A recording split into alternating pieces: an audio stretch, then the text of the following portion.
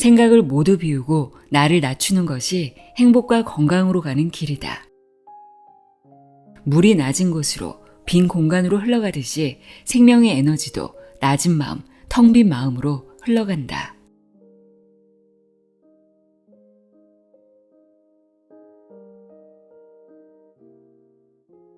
안녕하세요. 나의 소리집 갈피 소리내어 읽다입니다. 세상에는 수많은 건강법이 있지만 숨을 제대로 쉬고 잘 먹고 운동하고 마음을 잘 챙기고 이렇게 4가지만 잘하면 건강해진다고 이야기하는 책이 있습니다. 자연치유의학의 대가로 알려진 분이죠. 외과 전문의이자 의학 박사인 전홍준의 비우고 낮추면 반드시 낫는다 입니다. 저자는 거의 모든 병의 원인은 피가 깨끗하지 못해서인데 피가 탁해지는 이유는 앞서 말한 4가지를 잘못한 결과라고 말합니다. 과호흡, 과식, 과로, 지나친 스트레스 등 잘못된 생활 습관 탓이라는 건데요. 생활 방식과 습관, 생각만 바꾸면 어떤 만성질환도 치유할 수 있다고 합니다. 이 책은 자연을 따르면 저절로 낫는다는 자연치유의 효과와 피를 맑게 하는 원리 등을 설명하고 있는데요. 저는 이 책에서 마음을 치유하면 몸도 치유된다는 내용이 가장 와닿았습니다. 몸과 마음은 하나로 연결되어 있죠. 생각을 가득 채운 채 어떻게든 나를 높이려는 마음 습관은 병을 만들고 책의 제목처럼 생각을 비우고 나를 낮추면 약이 된다는 메시지를 전하고 있는데요. 건강하고 싶다면 마음부터 긍정적으로 변화시켜야 한다고 강조하고 있습니다. 그럼 지금부터 피를 맑게 하려면 어떻게 해야 하는지, 건강을 위해 어떤 마음 습관을 가져야 하는지 자세히 알아보도록 하겠습니다. 전홍준의 비우고 낮추면 반드시 낫는다. 내용의 일부를 읽어드립니다. 귀 기울여 들어보세요.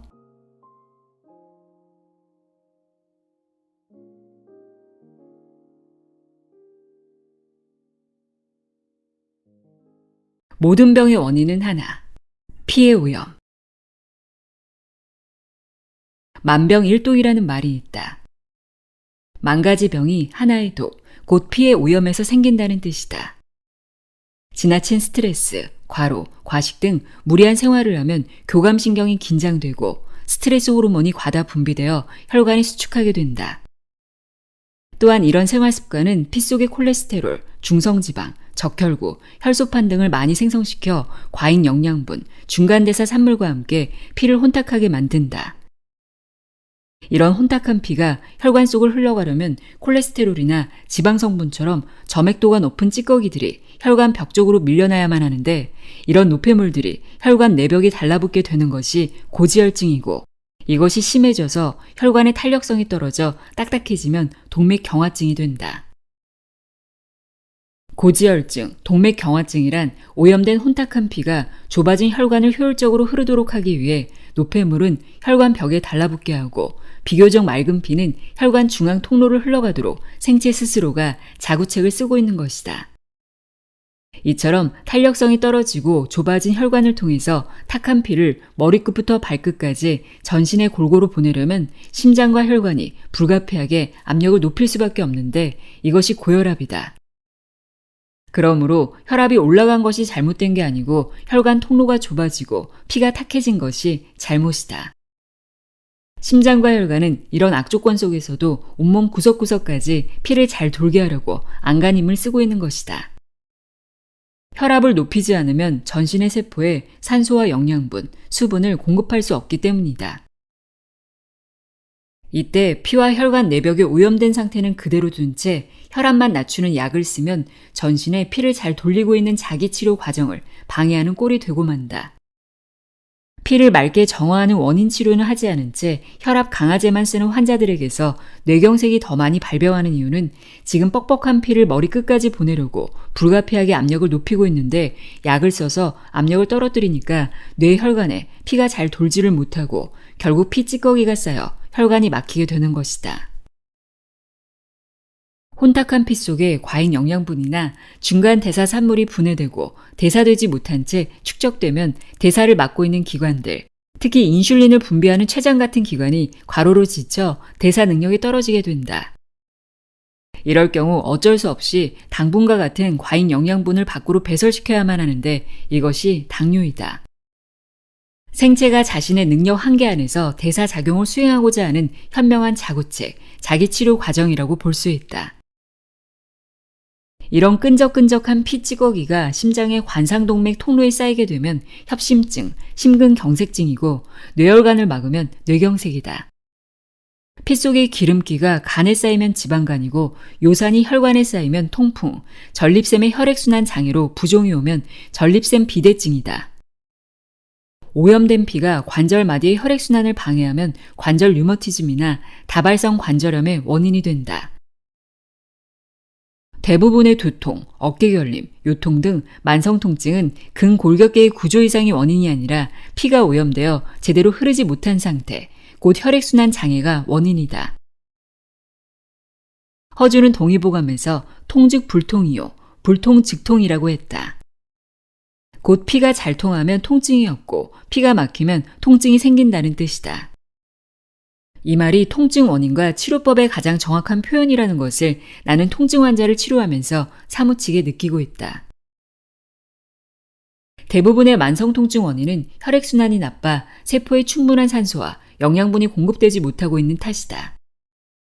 좁아진 혈관 속으로 점도가 높은 피를 한사코 통과시키기 위해 프로스타글라딘 같은 혈관 확장 호르몬을 분비하며 생체 스스로가 안간힘을 쓰는데 이것이 통증으로 지각된다. 고무줄로 팔을 묶어놓으면 처음에는 괜찮다가 시간이 경과하면서 점점 더 묶인 부위의 위쪽에서 압통이 심해지는 것을 경험하게 되는데 이는 혈류 장애로 혈관이 확장되고 있기 때문이다. 이런 것을 보더라도 대부분의 만성 통증은 혈액순환 장애로 세포에 산소가 부족한 데서 비롯된다는 것을 알 수가 있다.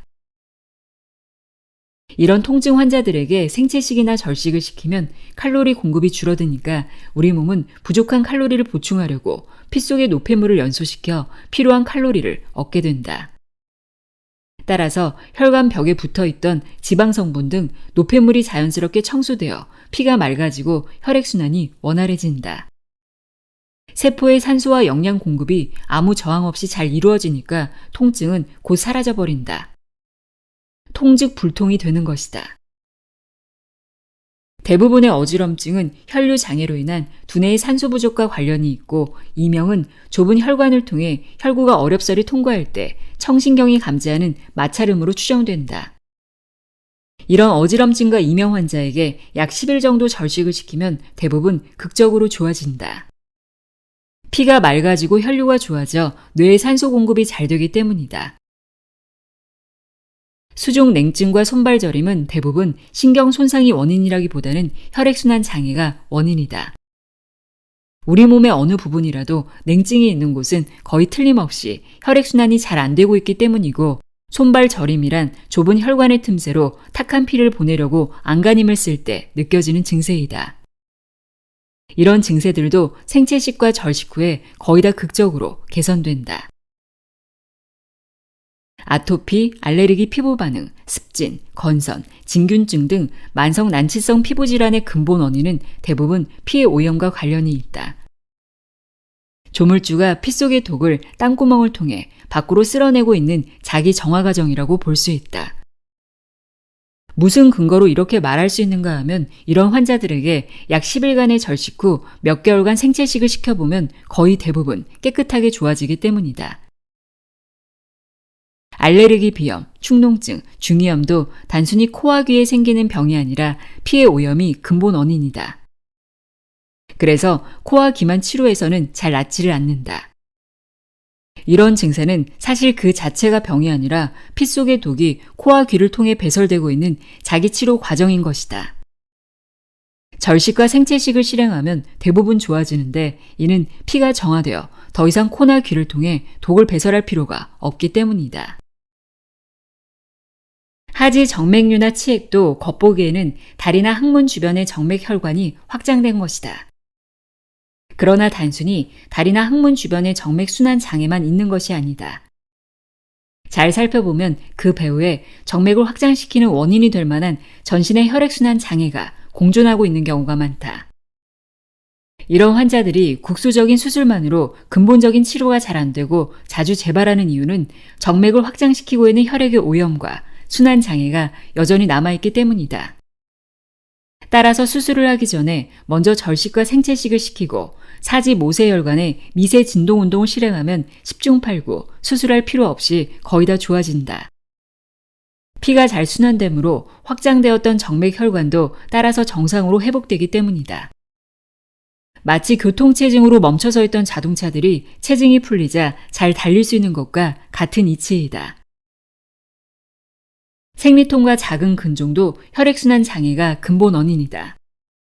생리 때 자궁은 피의 소모가 많아 많은 양의 피를 공급받아야만 하는데 자궁으로 가는 혈액순환이 나쁠 경우에는 혈관을 확장시켜 피를 보내려고 안간힘을 쓰게 된다. 이런 자구책이 생리통으로 느껴진다. 자궁 근종은 만성적으로 자궁의 혈류가 나빠서 생긴 대사장애의 결과이다. 자궁 근종 환자들에게 장기간 생채식과 온혈요법으로 혈류를 개선시키면 자연스럽게 근종의 크기가 작아지는 것을 볼 수 있다. 대부분의 탈모는 두피에만 국한된 병증이 아니라 전신의 혈액순환 장애와 관련이 있다. 두피의 말초혈관들이 막혀 있어 혈액순환이 안 되면 머리털의 모근이 두피의 뿌리를 받고 살 수 없다. 마치 척박한 땅에는 풀이 나지 않는 것처럼 두피의 산소와 영양 공급이 안 되니까 머리털이 돋아날 수도 자랄 수도 없게 된다. 탈모 환자가 절식과 생채식, 충분한 휴식과 스트레스 해소법을 실천하면 극적인 효과가 있다. 두피의 혈류가 개선되어 모근이 뿌리를 내려 되살아나기 때문이다. 마치 땅이 비옥해지면 풀이나 식물이 잘 자랄 수 있는 것처럼 말이다. 암세포의 특징은 비정상적인 미숙한 세포가 무차별적으로 분열하는 신생물이다. 피가 맑고 혈액순환이 잘 되는 좋은 환경에서는 모든 세포가 생로병사의 정상적인 과정을 거친다. 하지만 피가 탁해져 저체온, 저산소, 고혈당 환경이 되면 어떤 세포들은 정상적인 과정을 거칠 수 없으므로 불가피하게 미숙한 채로 분열하는 선택을 할 수밖에 없게 된다. 이것이 암세포가 생기는 배경이다. 세포가 어려운 환경 속에서 살아남기 위해서 암이라는 비상수단의 생존 전략을 쓸 수밖에 없는 저체온, 저산소, 고혈당 환경을 만드는 원인이 혈액의 오염이다. 위에서 살펴본 병증 이외에 다른 만성적인 질병들도 그 원인을 잘 살펴보면 혈액의 오염과 피의 독으로 귀결될 것이다. 거의 대부분의 병증들은 그 실체를 바로 보면 억압하고 제거해야 할 나쁜 병이 아니라 사실은 혼탁한 혈액의 악조건 속에서도 혈액순환을 잘해보려는 자구책이며 생체의 자기치료 과정인 것이다. 그러므로 피의 오염이라는 근본 원인이 사라지지 않는 한 이런 병증은 끝끝내 사라지지 않고 계속될 것이다.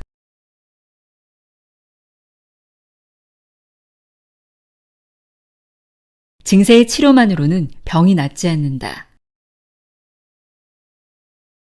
현대 서양의학이 오해하고 있는 것 중에 하나가 증세를 병이라고 생각하는 것이다. 설사나 열, 통증 같은 증세들을 병이라고 생각하니까 이 증세를 없애려는 것을 치료라고 보는 것이다. 이를테면 설사에는 지사제를, 열이 나면 해열제를, 통증에는 진통제를 쓰는 것과 같은 처지를 당연한 치료법으로 여기고 있다. 그렇지만 증세라는 것이 참으로 무엇인지 잘 살펴볼 필요가 있다. 우리가 부패한 음식을 먹게 되면 복통이나 구역질, 설사 같은 증세가 나타난다. 설사란 부패한 음식이 위장관으로 들어오면 세균이나 독성으로 우리 몸이 피해를 입기 때문에 그런 부패한 음식물을 빨리 몸 밖으로 배출시켜 우리 몸을 보호하려고 조물주가 만들어 놓은 치료법인 것이다. 대부분의 증세란 스스로를 치료하고 있는 과정이므로 그것을 바로 알고 그 증세를 존중하고 따라가면 대개는 저절로 좋아지게 되어 있다. 어떤 약이나 음식물도 섭취하지 말고 더운 물에 염분이나 설탕을 조금 섞어서 마시면 부패한 음식이 설사를 통해 다 배출될 때쯤이면 저절로 증세가 좋아진다. 그런데 설사라고 하는 자기치료 과정을 병으로 잘못 생각하여 곧바로 지사제를 쓰면 어떻게 될까? 부패한 음식이 배출되지 못하고 장내에 남아있기 때문에 고통이 장기화하거나 병을 키우는 결과를 초래하는 꼴이 되고 만다. 감기에 걸리면 흔히 열이 나고 입맛이 떨어진다. 열은 백혈구가 몸에 침입한 감기균을 잡아먹기 좋도록 조물주가 만들어 놓은 치료법 중의 하나이다. 열이란 세균을 비실비실하게 만들어 힘을 쓰지 못하도록 공격하는 일종의 불작전이라고 할 수 있다. 전쟁 같으면 화력으로 적을 집중 공격하고 있는 것이다. 지금 세균을 섬멸하기 위해 백혈구들이 집중적으로 불작전을 진행하고 있는데 이때 해열제를 써서 열을 꺼버리면 죽기 직전에 세균을 살려주는 꼴이 되고 만다. 마치 쓰레기를 태우고 있는데 찬물을 끼얹어서 불을 꺼버리는 것과 같다고 할 수 있다. 해열제를 쓰면 일시적으로 열이 떨어지는 것 같지만 거의 틀림없이 다시 열이 오르는 이유는 우리 몸의 면역체계는 그 세균이 섬멸될 때까지 불작전을 계속해야만 하기 때문이다. 입맛이 없다면 밥 대신에 과일 야채 주스나 더운 물만 마시게 하고 열이 날 때는 오히려 열을 더 올리기 위해 각탕법 등으로 땀을 흘리게 하는 식으로 증세를 존중하고 도와주면 하루나 이틀 사이에 대부분의 증세는 다 사라지고 활기를 되찾게 된다. 생체의 자기치료 과정을 앞당겨 끝내도록 도와주었기 때문이다. 이런 환자들에게 처음부터 해열제와 항생제 따위로 증세를 억압하는 반생리적인 치료를 함으로써 병을 오래가게 하고 병을 키우는 경우가 얼마나 많은지 모른다. 현대의학의 많은 의사들이 오해하고 있는 것 중에 하나가 고혈압이라는 증세를 병이라고 생각하는 것이다. 고혈압이란 병이 아니고 생체의 자기치료법이다. 피가 맑고 혈관이 깨끗하여 탄력성이 있으면 혈압을 높일 필요가 없을 텐데 피가 탁해지고 혈관 통로가 좁아지면 어쩔 수 없이 심장과 혈관은 피를 전신에 흐르게 하기 위해 혈압을 높이는 자기 치료법을 써야만 한다. 서양의학 교과서에 본태성 고혈압의 원인은 잘 모른다고 되어 있다. 이는 고혈압을 병이라고 생각하고 원인을 찾으니까 원인이 잘 보이지 않는 것이다. 대부분의 만성 통증이라는 증세도 혈액순환이 잘 안 되는 신체 부위에서 피를 통과시켜 세포에 산소와 영양을 공급하고자 최선의 노력을 다하고 있는 자기치료 과정이다.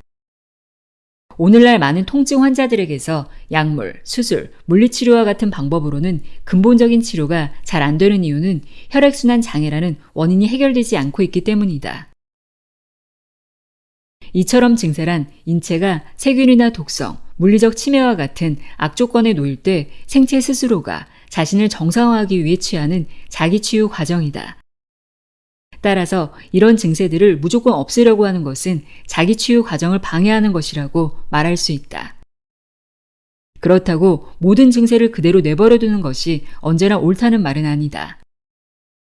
가령 몸에 가벼운 열이 날 때는 이열치열 방법이 좋은 것이 사실이지만 극심한 고열이 지속될 때는 발작 등을 일으켜 뇌 손상을 가져올 수 있으므로 일시적으로 해열을 하는 요법을 써야만 하는 경우도 있다. 또한 통증 자체가 자기치유 과정이다. 아프면 낫는다는 말도 맞지만 도저히 참을 수 없는 심각한 통증을 방치하면 쇼크에 빠질 수 있기 때문에 이런 경우에는 진통치료가 꼭 필요하다. 고혈압의 경우도 그렇다. 피의 오염이라는 원인은 그대로 둔 채 혈압만 낮추는 약을 쓴다면 말초 혈액순환을 방해하는 꼴이 된다. 그렇다고 고혈압을 무조건 방치하는 것이 꼭 옳은 일만은 아니라는 것이다. 심장이나 혈관이 지금 압력을 높이기 위해 애를 쓰고 있는데 그대로 방치하면 심장이나 혈관 벽을 손상시킬 수 있고 높은 압력을 못 이겨 뇌 혈관 파열을 일으킬 위험성이 있다. 피를 맑게 하는 원인 치료를 당장 하지 못할 경우라면 혈압을 낮추는 대증요법을 일시적으로 쓰는 것이 현명한 선택일 수 있다. 그러므로 증세를 없애고 억압하는 방법이 반생리적이라는 이유로 증세를 무조건 방치하는 것이 항상 옳은 것만은 아니라는 것이다. 우리가 유념해야 할 점은 증세를 관리하는 데 있어 경우를 잘 살펴 유연하고 탄력적으로 대응하는 균형 감각이 필요하다는 것이다. 그러나 증세 자체가 곧 병이 아니라는 것은 확실하다. 증세란 몸의 자연치유 시스템이 나에게 원인을 근본적으로 해결해 주세요 하고 호소하는 신호인 것이다. 그러므로 피를 맑고 깨끗하게 해주는 것과 같이 근본 원인을 해결해주면 우리 몸의 증세는 곧 사라지게 된다. 왜냐하면 병의 원인이 해결되니까 우리 몸은 증세라는 이름의 비상치유 대책을 더 이상 쓸 필요가 없기 때문이다.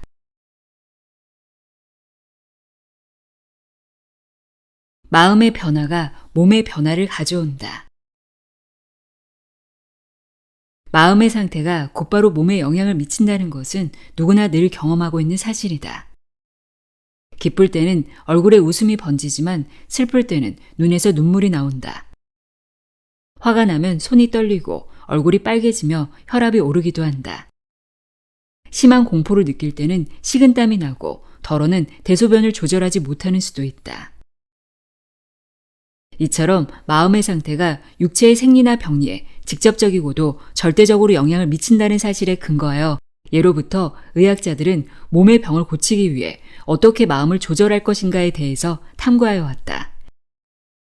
이런 의학 체계를 근간에는 심신의학이라고 부르기도 한다. 허준의 동의보감에도 마음이 산란하면 병이 생기고 마음이 안정되면 있던 병도 저절로 좋아진다고 심신요법의 중요성을 강조하고 있다. 조선시대 세조 때 간행된 팔이론에서는 의사를 8등급으로 나누고 있다. 4등급 이하는 옳지 않은 악이라 해서 경계의 대상으로 규정하고 앞에 3등급의 의사 중에서도 약만 쓰기를 좋아하는 약이보다는 음식의 섭생을 통해서 병을 고치는 식의를, 그보다는 마음을 잘 다스려 병을 치유하는 심의를 가장 높게 평가하였다. 서양 의학 역사 가운데 가장 위대한 의사로 평가받고 있는 히포크라테스나 파라셀수스도 이와 똑같이 이야기하고 있다. 20세기에 들어와서 많은 의학자들이 마음으로 병을 고치는 심신요법이 효과가 있다는 것을 과학적으로 증명하기 시작했다. 그 대표적인 의사가 미국 스탠퍼드 대학의 데이비드 슈피겔이다. 그는 1976년 전이된 유방암 환자 861명을 두 그룹으로 나누어서 한쪽 실험 대상 그룹에게는 마음을 변화시키는 심신요법을 받게 하고 대조 그룹에게는 받지 않게 하였다. 10년 후 놀라운 일이 일어났다.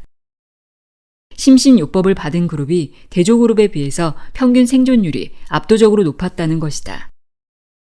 이 연구를 한 원래의 목적은 환자의 마음 상태가 암의 진행에 영향을 미치지 않는다는 것을 증명하려는 것이었다. 그런데 뜻밖의 이와 같은 연구 결과가 나타나 이 실험이 오히려 심신요법의 탐구열을 높이는 계기가 되었다. 미국 프린스턴 공대 교수 로버트 장과 심리학과 교수 브렌다 듀는 1976년부터 20년간 전자난수 발생기를 사용하여 마음의 에너지 상태를 실험하였다.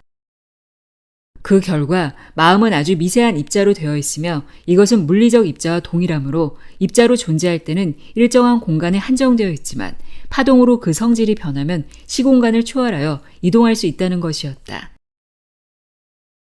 양자 생물학자로 유명한 글렌 라인의 연구에 따르면 연구자가 배양 중인 암세포를 대상으로 원래의 정상적인 세포로 돌아가라고 마음을 집중하면 암세포의 성장이 40%나 억제되었다는 것이다. 이 실험은 사람의 마음이 다른 생물체에 영향을 미친다는 것을 보여주고 있다. 통증을 호소하는 환자에게 진통 효과가 전혀 없는 가짜약을 주면서 통증에 특효가 있다고 믿게 한 다음 투여하면 실제로 40에서 50%에서 통증이 사라진다는 효과가 관찰된다. 이는 치료된다고 믿는 마음이 뇌에 작용하여 통증을 없애는 엔드로핀이라는 물질을 분비시키기 때문이다. 자율훈련법이라는 치료법을 개발한 정신과 의사 요하네스 슐츠는 마음을 고요하게 진정시킨 상태에서 나무젓가락을 뜨거운 쇠젓가락이라고 믿게 한 뒤 그 나무젓가락을 손에 쥐게 했을 때 금방 화상을 입은 것처럼 피부 반응이 일어나는 것을 관찰하였다. 또 발바닥이 따뜻해진다고 스스로 말하면서 그렇게 믿으면 실제로 발바닥의 체온이 올라간다는 것도 발견하였다. 이런 결과들은 마음이 몸의 각 장기와 연결되어 정보를 전달하는 것을 보여주고 있는 것이다. 복숭아 알레르기가 있는 사람에게 눈을 감게 한 상태에서 사과를 복숭아라고 믿게 하고 그 사과를 피부에 문지르면 금방 알레르기 반응이 일어난다. 이것은 마음의 면역계와 연결되어 있기 때문이다. 이런 실험을 근거로 하여 심리학자 로버트 아더는 마음은 뇌신경계와 연결되어 있고 뇌신경계는 면역계와 연결되어 있다는 정신신경 면역학이라는 새로운 의학 체계를 정립하였다. 미국의 방사선 치료 의사 칼 사이먼트는 부정적인 마음 상태가 암세포를 방어하는 NK세포를 약화시켜 결과적으로 암세포가 증식하는 환경을 만들어준다는 것을 발견하였다. 그는 마음 상태를 긍정적인 쪽으로 전환함으로써 NK세포를 강화시켜 암을 치유할 수 있는 긴장이완과 상상법이라는 치료법을 개발하였다. 칼 사이먼트는 1971년 미국 오리건 대학병원에서 절망적인 후두암 환자 한 명을 만났다. 그 환자는 거의 삼키지 못하면서 극심한 호흡곤란을 호소하였다. 항암제나 방사선 치료에 반응이 없는 상태였는데 긴장이완과 상상법을 시행한 결과 놀라운 일이 일어났다. 내 몸의 암 조직이 아이스크림 녹아내리듯이 다 사라져버리고 건강한 세포만 남았다고 환자가 믿고 상상하였더니 약 일주 후에는 호흡 곤란과 통증이 현저히 줄어들고 음식을 먹기 시작하였으며 2주 후부터는 체중과 힘도 늘어나게 되었다. 2개월이 되었을 때 이 환자의 암은 완전히 사라져버렸다. 이러한 경험이 칼 사이먼튼으로 하여금 방사선 치료 의사의 길을 접고 본격적으로 긴장이완과 상상법을 개발하는 계기가 되었다. 인도 출신의 의사 디펙 초프라도 비슷한 사례를 보고하였다. 40대 여성 폐암 환자에게 항암제 투여와 방사선 치료를 하였으나 경과가 좋지 않아 긴장이완과 상상법을 시행했더니 경이로운 반응을 보인 경우이다. 그녀는 눈을 감고 앉아서 나는 반드시 낫는다. 이미 완쾌되었다. 라고 진심으로 믿으며 자신의 암 덩어리가 모두 녹아 없어졌다는 것을 하루에 수차례씩 상상하였더니 약 3년 후에는 암의 임상적 흔적이 말끔히 사라져버렸다. 어떻게 해서 이런 일이 가능할까? 마음의 변화가 몸의 변화를 가져오기 때문이다. 마음의 변화가 몸을 변화시키는 원리와 그 작용 메커니즘을 밝히기 위해서 그동안 많은 의학자들이 연구하였다. 그 중에서도 하버드 대학의 허버트 벤슨 교수, 매서추셋 주립대학의 카바트 진 교수를 비롯하여 프렌치 알렉산더, 닐 밀러, 존 보린센코, 마거리 캐머니 등이 주요 연구자들이다. 모든 심신의학 관련 연구자들이 공통적으로 이야기하는 심신의학의 키워드는 믿음이다. 마음 가운데 믿음이 가진 확실성의 정도가 몸을 변화시키는 척도라는 것이다. 신념의 생물학이라는 저서로 유명한 미국 위스콘신 의대 생화학 교수 브루스 립튼의 연구에 의하면 유전자는 세포 내의 사정과는 상관없이 그 사람의 마음 상태에 따라서 영향을 받는다는 것이다. 사물에 대한 지각, 곧 개인이 세상을 어떻게 보는가가 자기 자신의 유전자를 그리고 자기 신체를 조절하는 핵심적인 요인이라는 것을 발견하였다. 우리의 신념과 지각이 긍정적이든 부정적이든 유전자의 활동성에 결정적으로 영향을 미치므로 결과적으로 유전자 코드를 변화시키게 된다는 것이다. 그러므로 만일 마음이 다쳐 두려움 가운데 있다면 신체 시스템도 다치며 결국 질병으로 가게 될 것이고 반면에 우리 마음이 열려 건강하고 긍정적인 신념과 지각 상태로 변화된다면 우리 신체와 삶도 건강하고 긍정적인 결과를 가져온다는 것이다. 브루스 립튼 교수는 세포 생물학자임에도 불구하고 세포를 변화시키기 위해서 생물학적인 방법을 쓰는 대신에 마음을 변화시키는 방법을 개발하여 더 유명해졌다. 육신의 세포를 변화시키기 위해서는 마음을 변화시키지 않으면 안 된다는 것이다. 그의 연구 결과는 경천 동지할 만한 생물학적 업적이라고 평가받고 있다.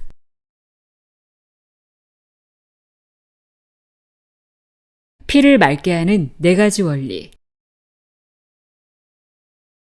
과호흡, 과식, 과로, 지나친 스트레스가 피를 탁하게 만든다고 했는데 피를 맑게 하려면 이것을 뒤집어서 반대로 실천하면 되지 않겠는가?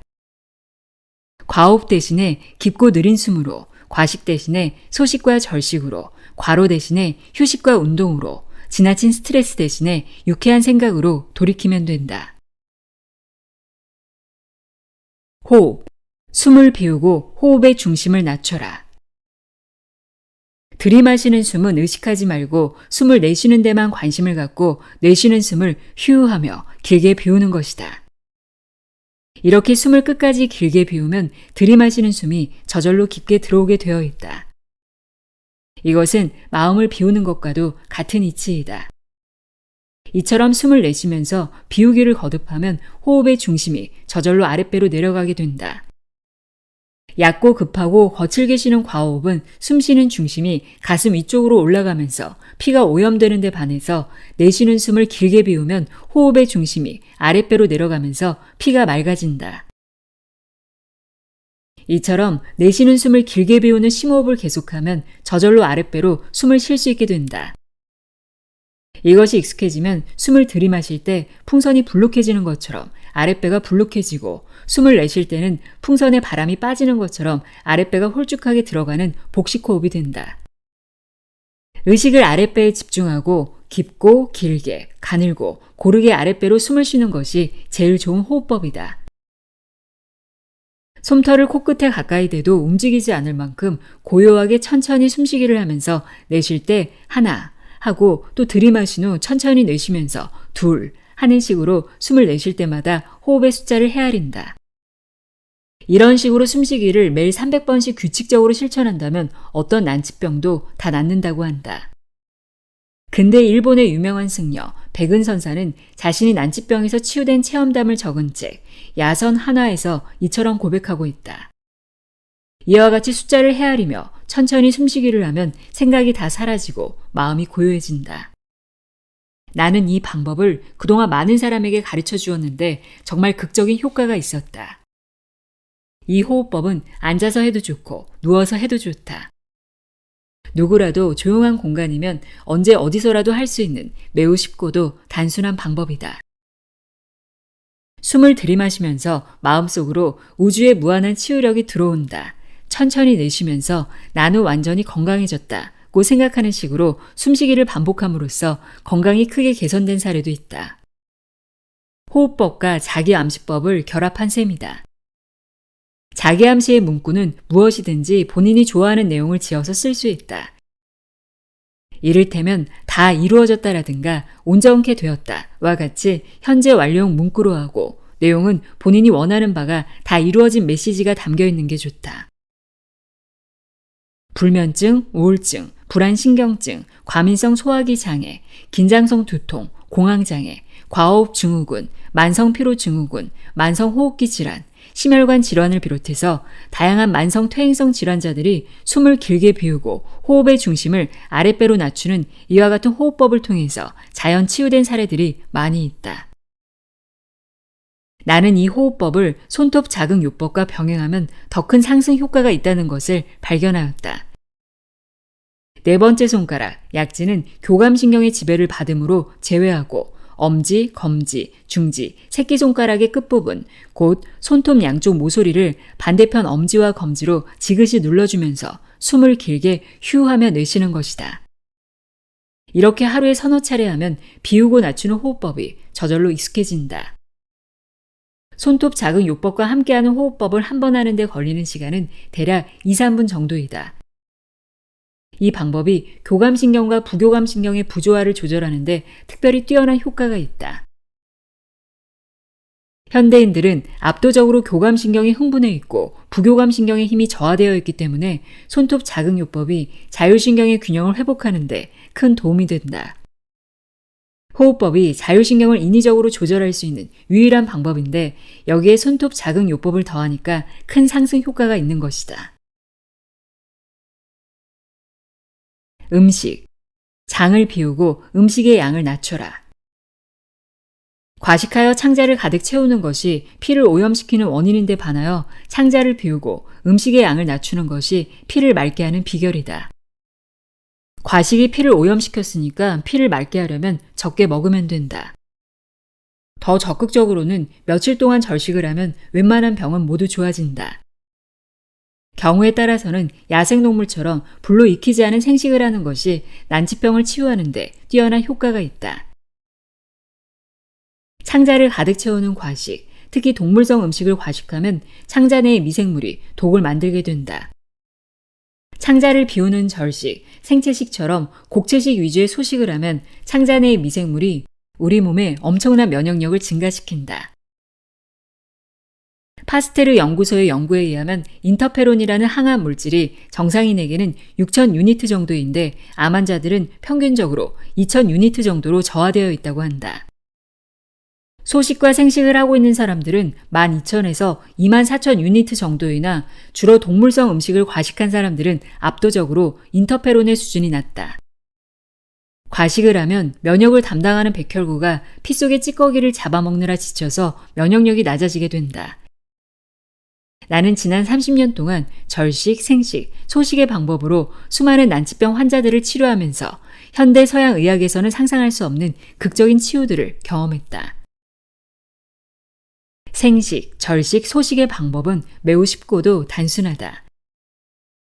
생식요법이란 생야채즙, 잎과 뿌리를 곁들인 생야채, 생현미 잡곡가루, 생해조류, 견과류 등을 주식으로 하는데 화학비료와 살충제, 화학물질로 오염되지 않은 재료를 선택한다.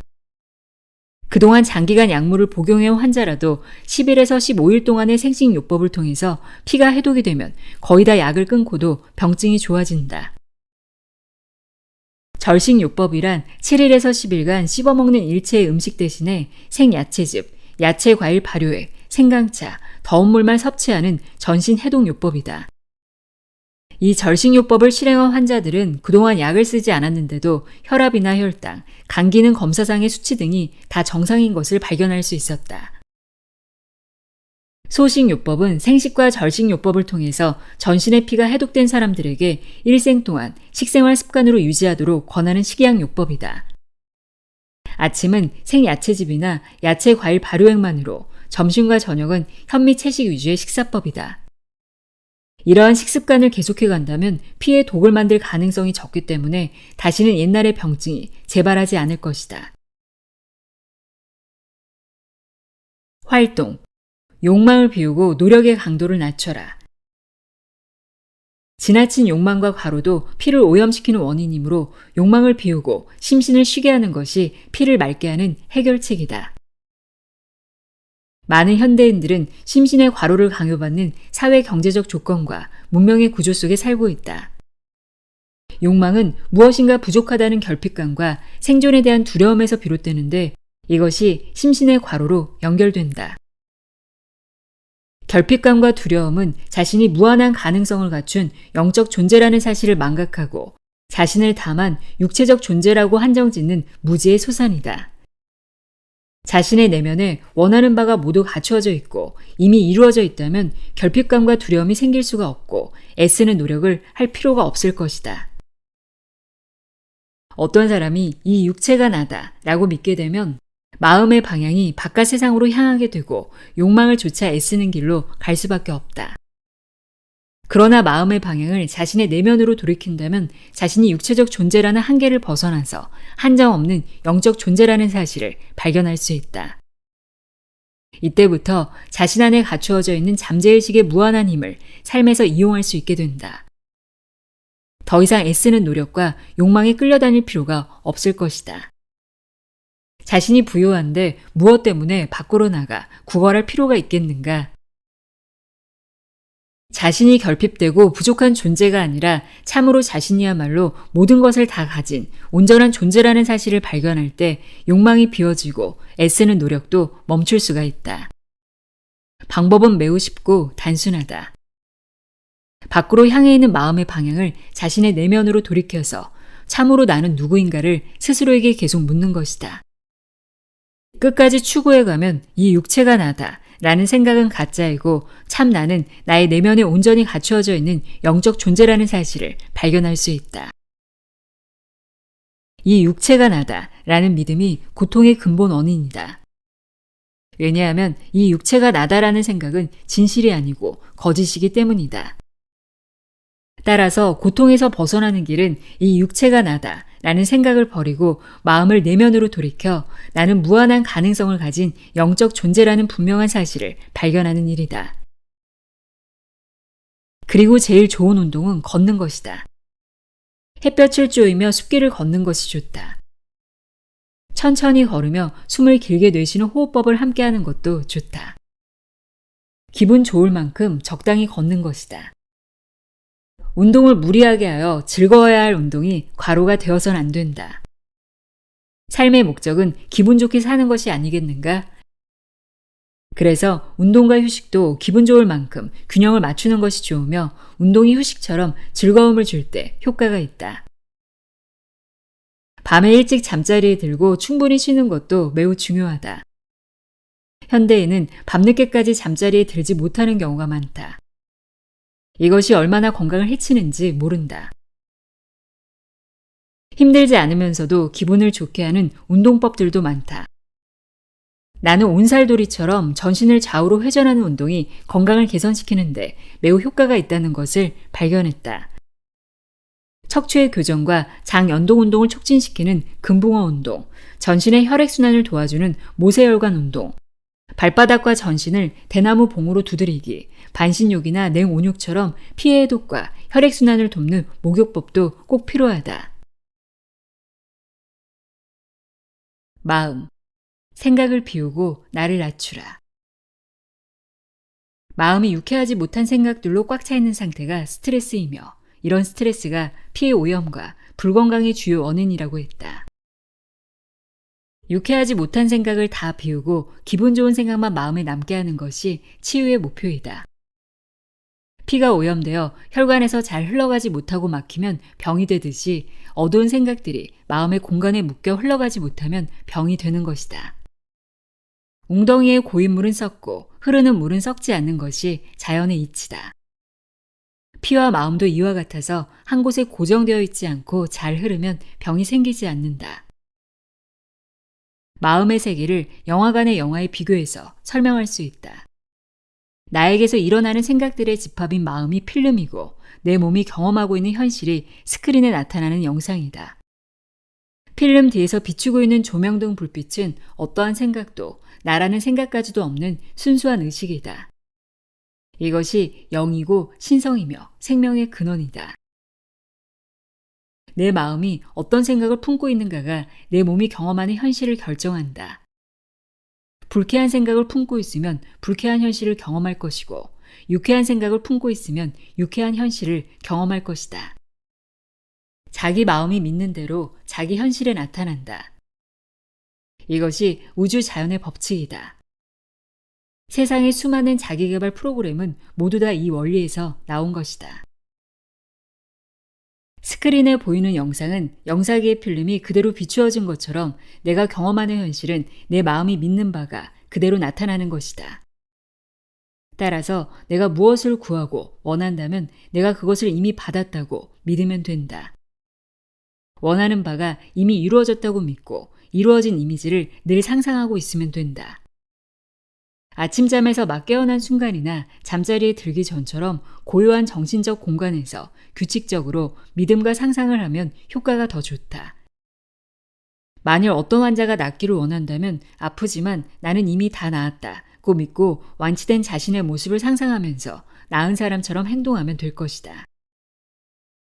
이와 같은 믿음과 상상이 잘 안 되는 사람은 이미 이루어져 있는 모습을 그림으로 그려놓고 늘 가까이에서 바라보며 그 이미지를 마음속에 각인시키는 방법을 쓸 수도 있다. 이런 방법 말고도 어떤 식으로든지 자기가 원하는 바가 이미 다 이루어졌다고 확실히 믿기만 하면 된다. 이 방법은 건강을 개선시키는 데만 쓸 수 있는 게 아니며 무엇이든지 구하고 원하는 일에 활용할 수 있다. 이런 일이 가능한 이유는 나의 내면에는 지금 이대로 모든 가능성을 가진 완전한 생명이 갖추어져 있기 때문이다. 마음이 밖을 향하면 자동적으로 이 몸이 나다 라고 생각하게 된다. 육신의 나에게서 일어나는 수많은 생각과 욕망을 따라 이리 끌리고 저리 끌리며 행복을 찾지만 내 마음 바깥에는 본래 행복이 없다. 세상 가운데서 나를 높이고 나를 나타내려고 애를 쓰지만 결과는 스트레스뿐이다. 생각을 가득 채우고 나를 높이는 것이 고통과 불건강으로 가는 길이고 생각을 모두 비우고 나를 낮추는 것이 행복과 건강으로 가는 길이다. 물이 낮은 곳으로 빈 공간으로 흘러가듯이 생명의 에너지도 낮은 마음, 텅 빈 마음으로 흘러간다. 생각을 비우고 나를 낮추려면 마음의 방향을 내면으로 돌이켜야 한다. 그리고 생각이 누구에게서 일어나는가를 묻고 또 나라는 생각은 어디에서 일어나는가를 계속 물으면 모든 생각이 비워지고 나는 저절로 낮추어지게 된다. 이것은 이처럼 쉽고도 단순하다. 그리고 무엇이든지 이루고자 원한다면 그것이 이미 이루어졌다고 믿고 이루어진 모습을 마음의 눈으로 보는 것이다. 만성질환과 난치병, 이렇게 하면 쉽게 낫는다. 음식과 식사법. 절식. 평소의 식사를 잠시 중단하고 생야채즙, 야채과일 발효액, 생강차나 감잎차, 죽염, 더운 물만 섭취하는 방법을 말한다. 흔히 단식이라고도 한다. 1970년대 절식요법을 추구하는 의학자들이 일본 도쿄에서 국제절식요법 학회를 창립하였는데 이 자리에서 단식과 절식 용어를 구분해서 쓰기로 약속한 바가 있다.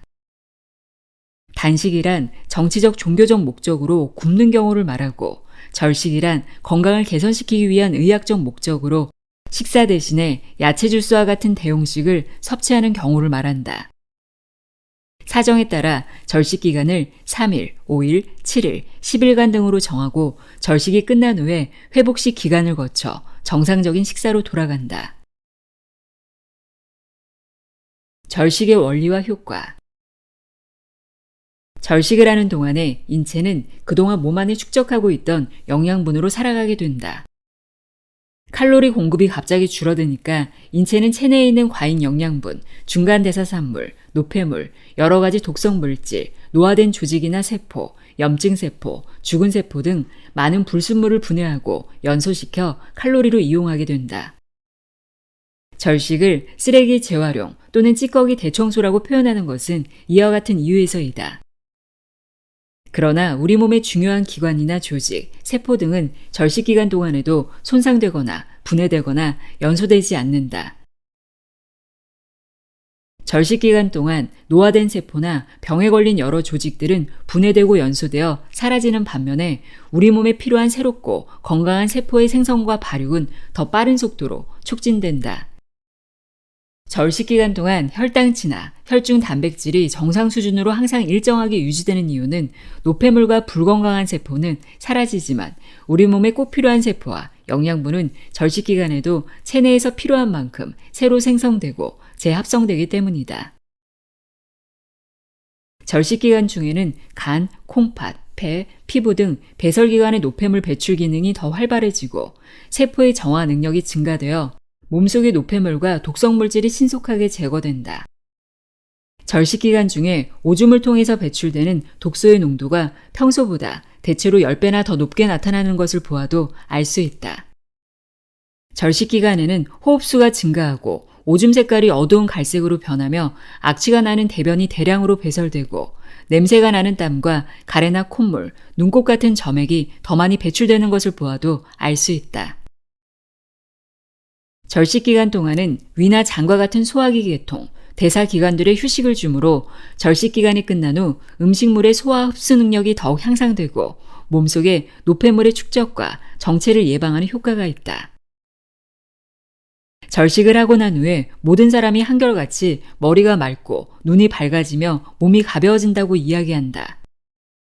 이는 정신과 신경의 기능도 함께 향상되고 내분비 기간의 호르몬 분비가 촉진되고 있기 때문이다. 절식하기 전에 세포와 조직에 축적되어 있던 독소, 노폐물, 병적인 세포, 죽은 세포처럼 노화를 일으키는 많은 물질들이 배설된다. 따라서 건강한 세포의 기능이 강화되기 때문에 자연 치유력이 높아지고 면역력이 증가되며 인체는 더 젊어지고 얼굴과 피부와 눈빛이 아주 맑고 깨끗해진다.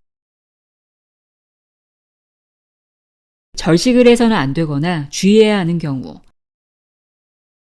심한 위 십이지장 궤양, 진행성 폐결핵, 체력이 고갈된 말기암, 스테로이드를 장기간 복용하고 있는 환자, 인슐린에 의존하고 있는 중증 당뇨, 복수가 있는 간경화, 정신질환, 치매 환자 등이다. 절식 후 주의할 점. 절식 후 약 한 달 동안은 우유 및 유제품, 백설탕, 밀가루 음식, 육류, 생선, 너무 맵고 짠 자극성 있는 음식, 너무 찬 음식, 소화가 잘 되지 않는 거친 음식 등을 삼간다. 떡, 빵, 과자류와 같은 당분이 많은 음식도 피하는 것이 좋다. 술, 담배, 커피 등을 삼가고 금욕 생활을 한다. 절식 후 회복식 기간부터 약 1개월 동안 과식은 절대 금물이다. 소식을 하면서 식사량을 점차 증가시키고 음식은 오래 씹어야 한다. 절식 기간 동안에 건강이 개선되는 여러 가지 호전 반응이 나타날 수 있다. 일시적으로 두통, 어지럼증, 복통, 구역질, 피부 발진, 전신 근육통 등이 흔히 보이는 증상이다. 이것은 건강이 개선되는 좋은 반응이므로 걱정할 필요가 없으며 수일 내에 반드시 사라지기 때문에 이런 증세를 억제하기 위해 어떤 약물을 사용할 필요도 없다. 절식 후 회복식. 3일간 절식하면 회복식 기간은 1일간 미음을 먹고 1일간 죽을 먹은 다음 평소 식사로 돌아간다. 5일간 절식하면 회복식 기간은 2일간 미음을 먹고 2일간 죽을 먹은 다음 평소 식사로 돌아간다. 7일간 절식하면 회복식 기간은 2일간 미음을 먹고 2일간 죽을 먹은 다음 평소 식사로 돌아간다. 10일간 절식하면 회복식 기간은 3일간 미음을 먹고 3일간 죽을 먹은 다음 평소 식사로 돌아간다.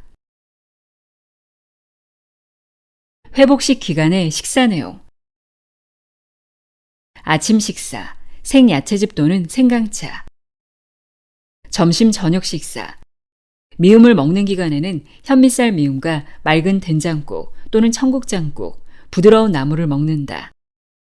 죽을 먹는 기간에는 현미쌀 죽과 된장국이나 청국장국, 여러 가지 부드러운 나물, 채 썬 생야채와 과일 견과류를 먹는다. 운동과 휴식. 햇볕 쬐이며 걷기.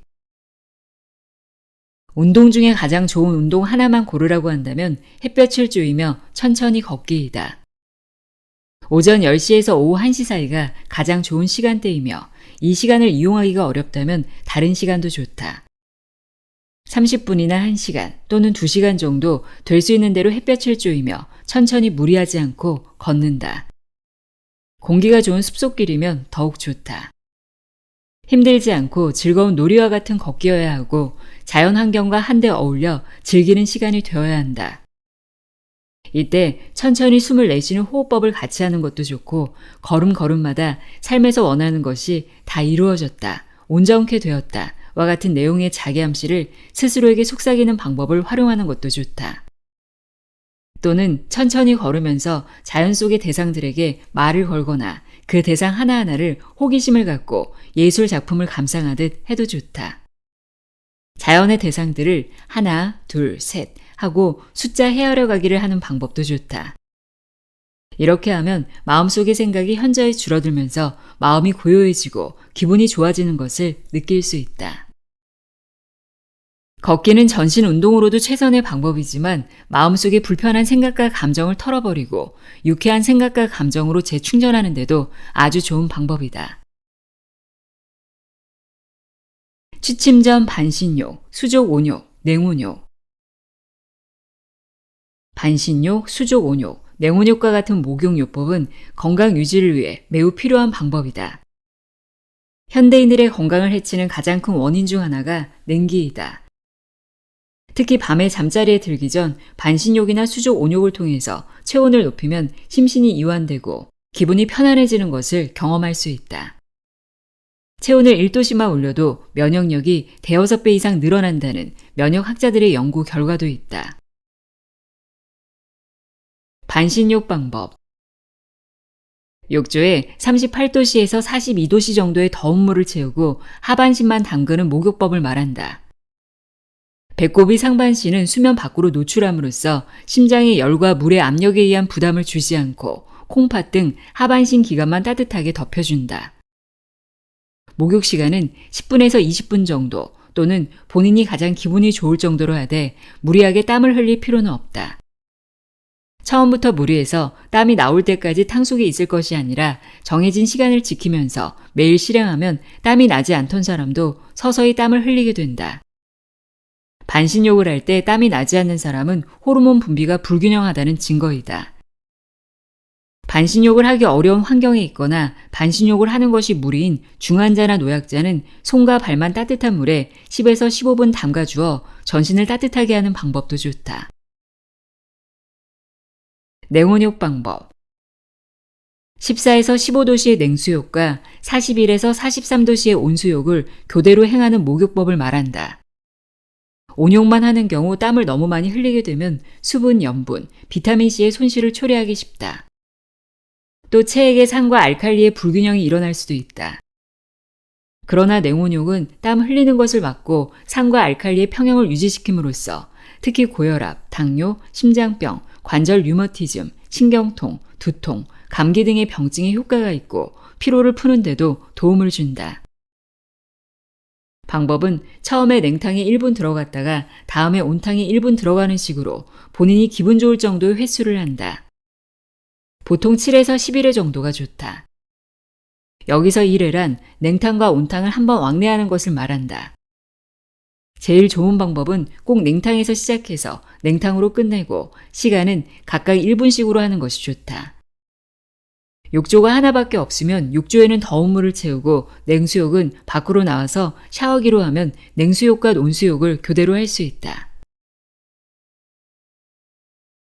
척추 교정과 위장 간 연동운동 촉진하는 금붕어 운동. 딱딱한 방바닥이나 평상 위에서 물고기가 헤엄치는 듯한 동작을 빠른 속도로 하는 것이다. 사람들은 상체를 좌우 어느 한쪽으로 습관적으로 구부리는 경향이 있다. 이때 척추가 좌우로 탈구를 일으킬 수 있고 심할 때는 척추 측만증을 초래하기도 한다. 양쪽 어깨의 높이가 다른 사람들이 많은데 그것은 대체로 척추 측만증이 있다는 뜻이다. 금붕어 운동을 매일 규칙적으로 실행하면 척추가 비뚤어진 증세가 호전되고 척추신경 압박이나 말초신경 마비를 제거하여 전신의 신경 균형을 바로잡을 수 있다. 금붕어 운동은 위나 장에 자극을 주어 위장의 연동운동을 촉진시켜 소화 및 배변 기능도 좋게 해준다. 또 골수에 자극을 줌으로써 적혈구 생성 기능을 도와 조혈 기능에도 도움을 준다. 방법. 평상이나 방바닥에 반드시 누워 천장을 바라본다. 몸은 일직선이 되도록 펴고 두 발끝을 가지런히 놓고 두 손은 깍지를 끼어 목 뒤에 대고 두 팔꿈치를 옆으로 펴서 물고기가 헤엄치는 흉내를 짧게 빠른 속도로 반복한다. 1에서 3분 동안 실행한다. 말초혈관의 혈액순환 돕는 모세 혈관 운동, 모관 운동. 하루 종일 걷거나 일을 하고 나면 보통 저녁 때 다리나 발이 붓거나 무거워지는데 이때는 신장도 부담을 받는다. 그런데 취침 전에 모관 운동을 1, 2분 동안만 하고 자도 발이 가벼워지며 기분 좋게 잠들 수 있다. 이 운동은 혈액순환을 도와주므로 고혈압, 동맥경화, 심장병 등을 예방하고 자기 치유에도 도움이 된다. 취침 전에 1, 2분 동안 모관 운동을 매일 하면 얼마나 큰 효과가 있는지 모른다. 아침에 일어나 모관 운동을 하고 하루를 시작하면 손발이 가벼워지고 몸과 마음이 상쾌해지는 것을 느낄 수 있다. 인체의 모세혈관은 전신의 70%가량이 팔다리에 분포되어 있기 때문이다. 손발을 위로 올려서 미세 진동하게 되면 손과 발의 모세혈관의 순환 작용을 향상시켜 혈액순환을 좋게 한다. 이렇게 하여 심장과 콩팥, 전신의 혈관계통의 기능을 향상시킬 수 있다. 따라서 고혈압, 심장병, 당뇨, 동맥경화, 파킨슨병, 간질과 발작 등 뇌혈관계 질환의 예방과 치료에 효과가 있다. 방법. 평상이나 방바닥에 반드시 누워서 경침을 목에 베고 양손과 두 발을 되도록 수직으로 하늘을 향해 높이 올린다. 발바닥은 수평으로 한 뒤 손가락은 가볍게 편다. 이 상태에서 미세 진동을 빠른 속도로 반복하는데 1회에 보통 2, 3분 동안 하면 된다. 전신 좌우 회전 운동. 전신 좌우 회전 운동은 온살돌이라고 불리는 전통 기공법으로 몸도 고르게, 숨도 고르게, 마음도 고르게 하는 것을 목표로 한다. 이 운동을 규칙적으로 실행해온 많은 사람들에게서 예상 밖의 놀라운 효과가 확인되었다. 전신 좌우 회전 운동의 동작을 살펴보면 마치 무한대꼴의 운동을 계속 반복하고 있는 것으로 무한한 근원 에너지에 접근하고 있다는 느낌을 가져다 준다. 마치 원심력과 회전력을 이용한 순환 펌프와 같은 구실을 하여 인체 내에 잠재하는 에너지를 최대한 끌어낼 수 있도록 응축시키고 확대시킨 것처럼 보인다. 그동안 변비, 만성 위장관 질환, 편두통, 디스크 탈출증, 만성 고관절통, 고혈압, 협심증, 불면증, 우울증, 불안신경증, 중풍 속발증 등을 비롯한 많은 만성질환자가 큰 도움을 얻는 것을 보았다. 특히 공부와 업무에서 비롯되는 심리적 억압과 스트레스를 해소하고 긴장을 이완하는 데 이 방법은 매우 효과가 있다. 운동 방법은 다음과 같다. 1. 두 다리를 어깨 너비 정도로 벌리고 서서 양발을 11자 모양으로 평행되게 놓는다. 온몸과 마음의 긴장을 풀고 시선은 눈높이에 둔다. 2. 몸의 무게중심을 왼쪽 다리에만 두면서 오른쪽 발뒤꿈치를 살짝 들고 오른쪽 발끝만 바닥에 댄 채로 왼쪽으로 90도 돌려 발뒤꿈치를 바닥에 놓는다. 이때 자연히 오른쪽 다리에는 힘이 가지 않는다. 이때 상체는 자연히 오른쪽으로 돌아간다. 3. 다시 그 오른쪽 발뒤꿈치를 살짝 들어 발끝만 바닥에 댄 채 원래의 자리로 돌려놓는다.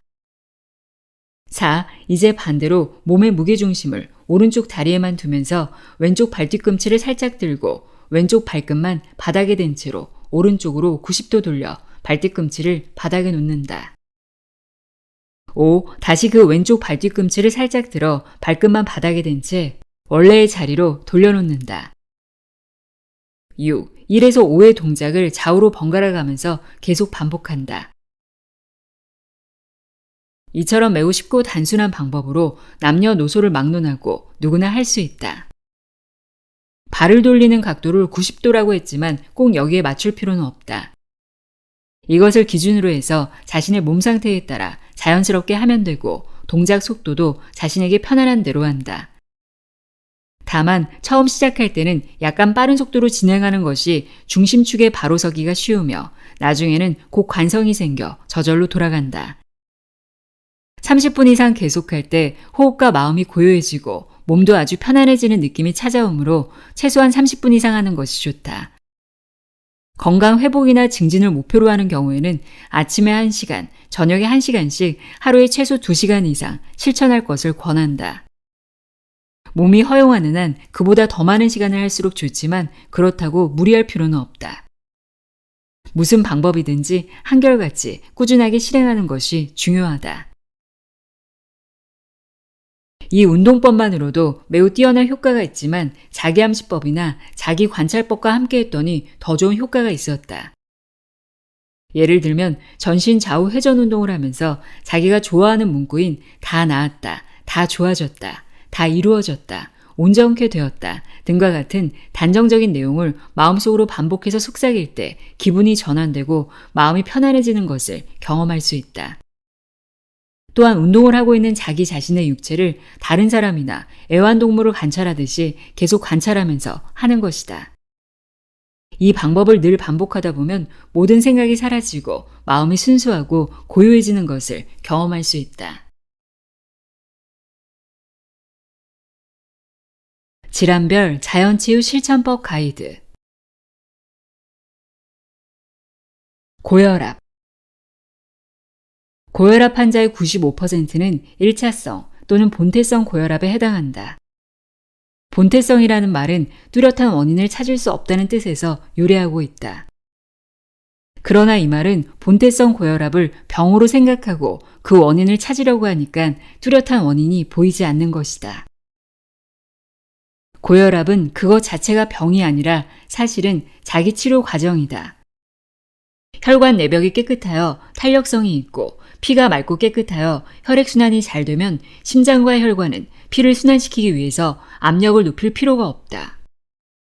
그러나 무리한 생활 습관 때문에 혈관 내벽에 기름기가 끼고 따라서 혈관의 탄력성이 떨어져 딱딱해지면 동맥경화증이 된다.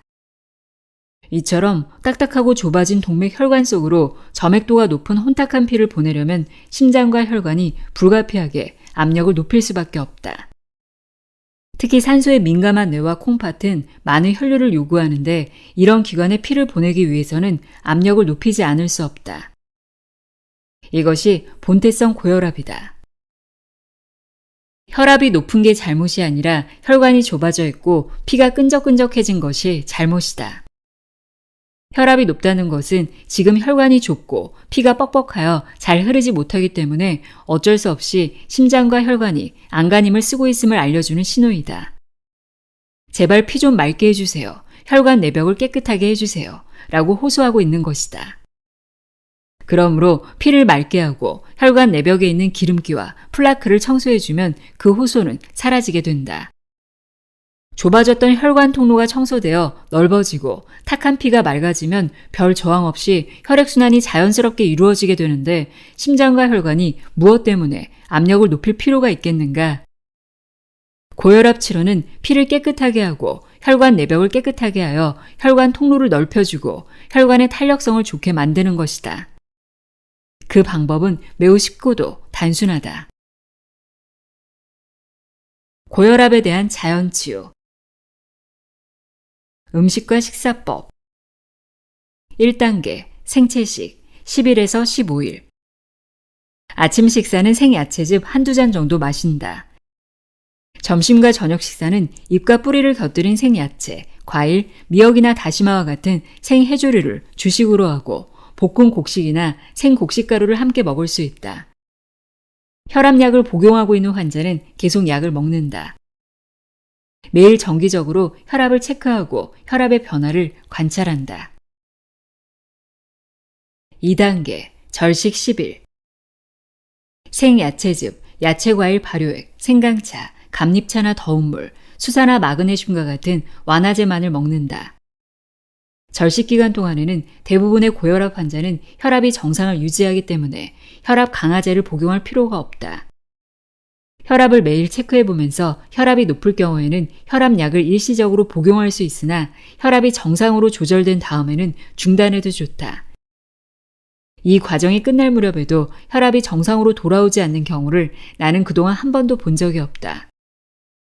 왜 혈압약을 쓰지 않는데도 혈압이 정상으로 조절되는가 하면 생채식과 절식 과정에서 칼로리 공급이 줄어드니까 혈액과 혈관벽에 붙어있던 모든 노폐물, 기름기, 플라크, 혈전, 중간 대사산물, 과잉 영양분 등이 연소되어 칼로리로 이용되기 때문에 피와 혈관벽이 저절로 깨끗해지는 것이다.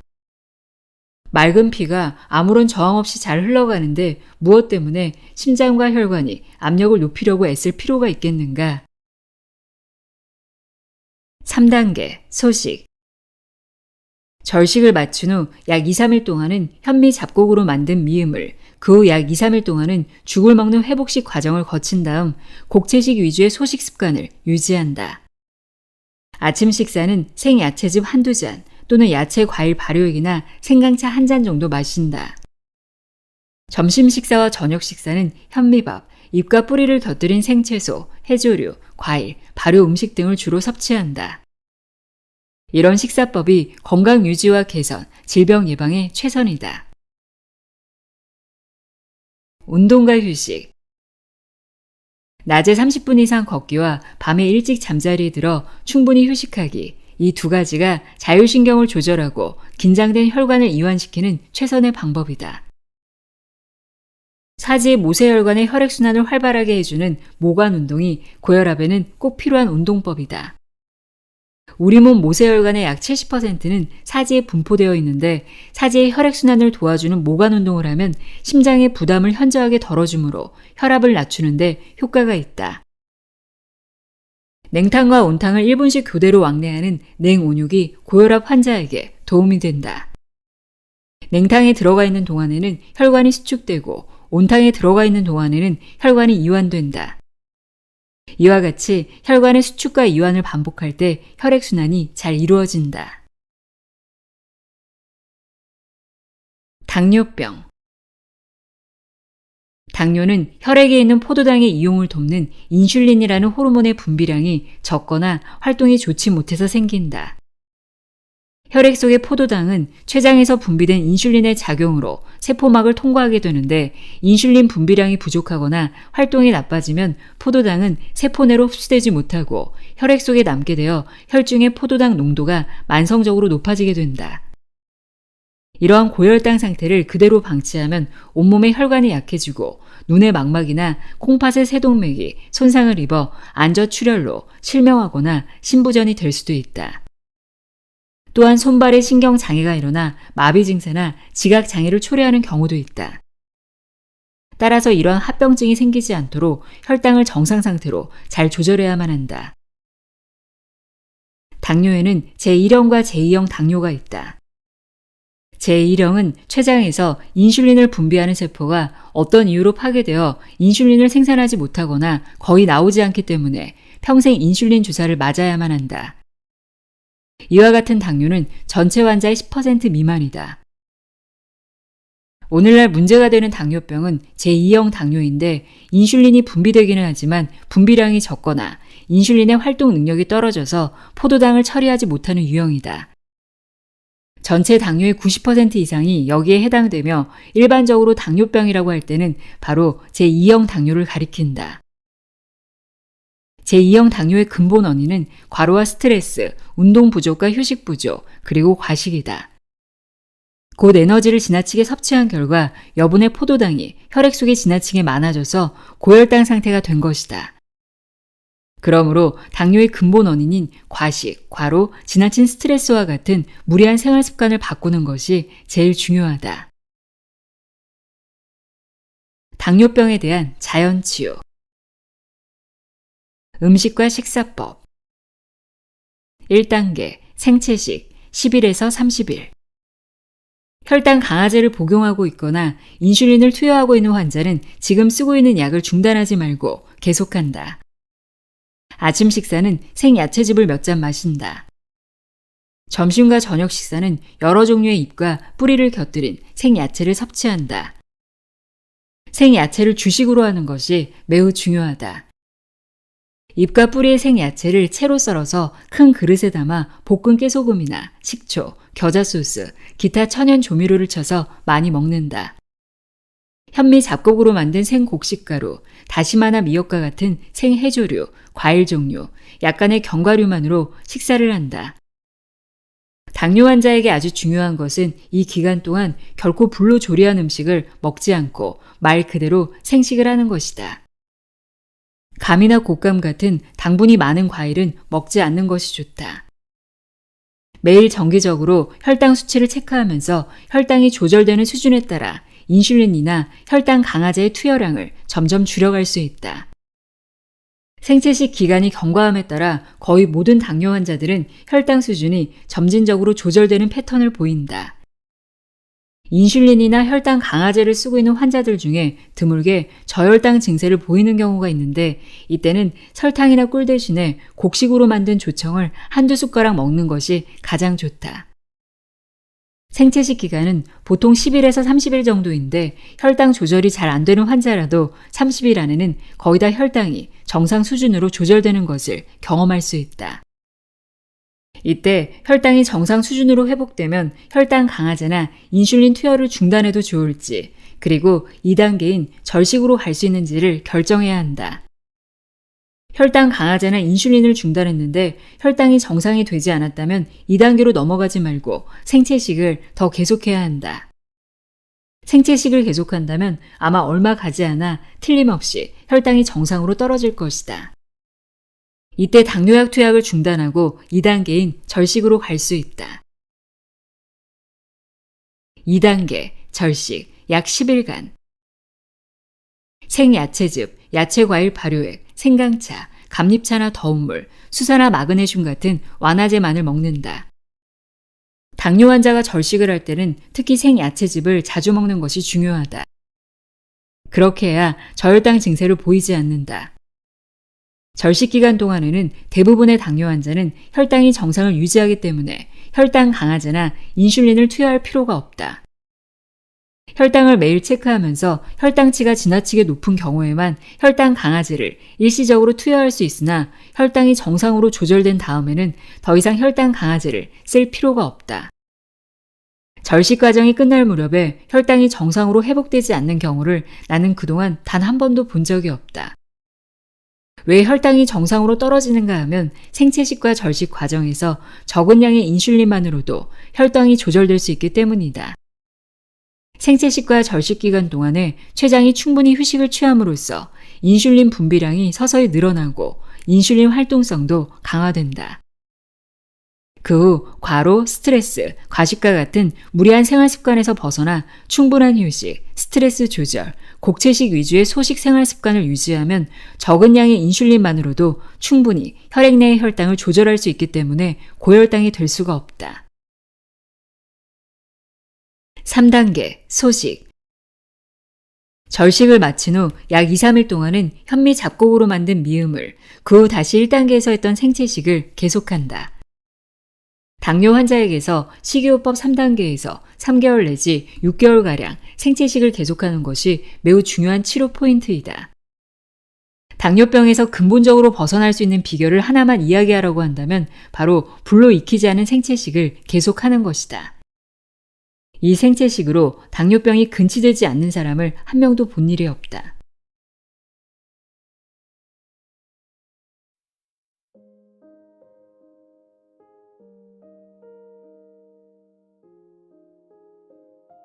전홍준의 비우고 낮추면 반드시 낫는다 읽어드렸습니다. 평소에 어떤 마음으로 살고 있는지, 어떤 생활 방식과 습관을 가지고 있는지 나를 돌아보게 만드는 책이었습니다. 건강한 몸은 건강한 마음에서 시작된다는 것 기억하셨으면 좋겠습니다. 오늘도 함께 해주셔서 고맙습니다.